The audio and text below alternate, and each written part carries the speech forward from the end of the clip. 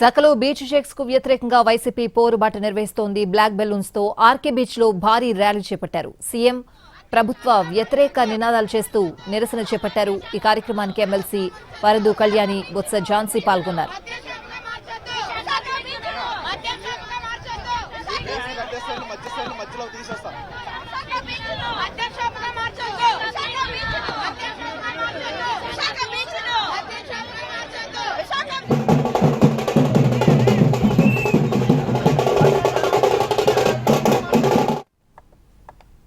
విశాఖలో beach shakes కు వ్యతిరేకంగా వైసీపీ పోరుబాట నిర్వహిస్తోంది. బ్లాక్ బెలూన్స్ తో ఆర్కే బీచ్ లో భారీ ర్యాలీ చేపట్టారు. పూర్తి అప్డేట్స్ అడిగి తెలుసుకుందాం.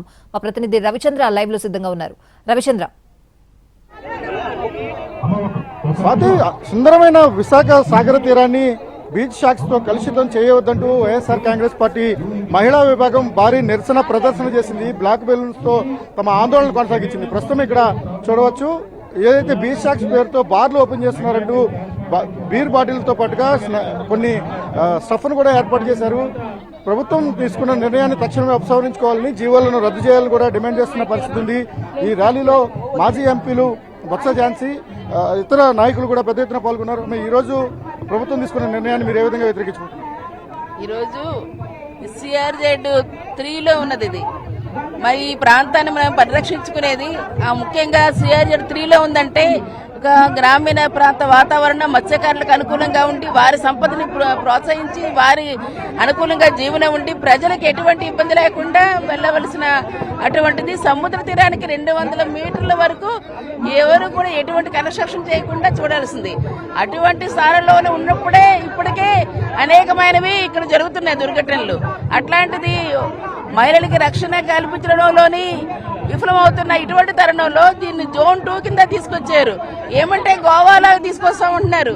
గోవా ప్రభుత్వమే 2004 act, Goa erection of public beaches socks మీద ఒక ప్రత్యేకమైన అసెంబ్లీలో తీర్మానం తీసుకొచ్చి వారు కూడా కొంత సమయం టెంపరీ సాక్స్ మాత్రమే ఇచ్చి ప్రోత్సహించి వారు తీసుకెళ్తున్నారు. మొట్టమొదటిగా వాస్కోడిగా మనకు వచ్చిన మొట్టమొదట మన సముద్ర తీరంలో అడుగుపెట్టిన అటువంటి సమయంలో అక్కడ వారికి ఉపాధి ఫుడ్ పెట్టడం కోసం మత్స్యకారులు సాక్స్ కింద చిన్న పాకల్లో వంట పెట్టి చేసేవారు. అంతేగాని ఇలాగ జనవాసాలు మనం ఇక్కడ ఉన్నంత ఇక్కడ ప్రత్యేకించి టూరిజంలో డెవలప్ చేయాలన్నా ఇంకో విధంగా డెవలప్ చేయాలి.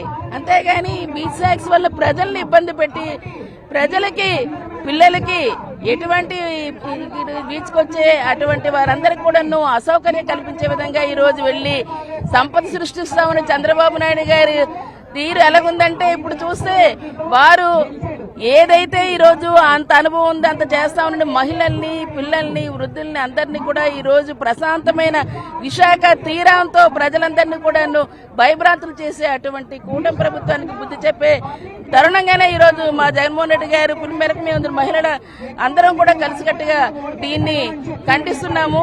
ఎటువంటి పరిస్థితుల్లో కూడా బీచ్ సాక్స్ ని రద్దు చేయండి, ప్రజల తాలూకా సంక్షేమాన్ని ఈ రోజు దృష్టిలో పెట్టుకొని వారిని పరిరక్షించండి అని చెప్పని అడుగుతున్నాము.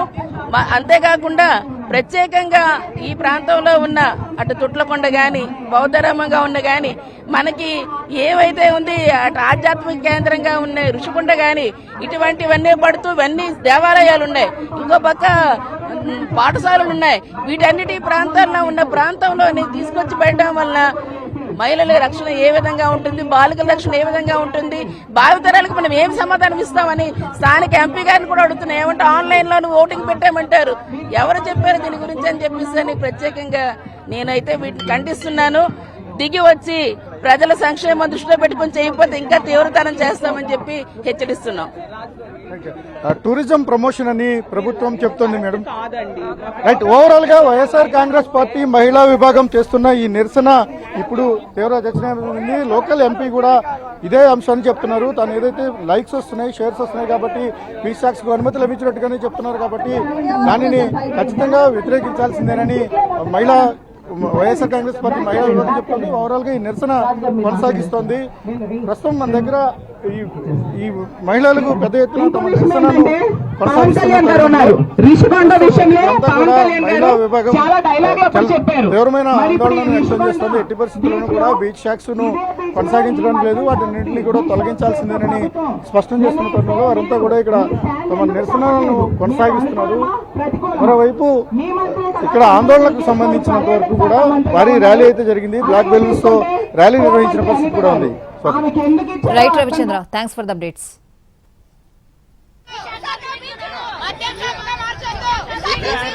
మధ్యలో తీసేస్తా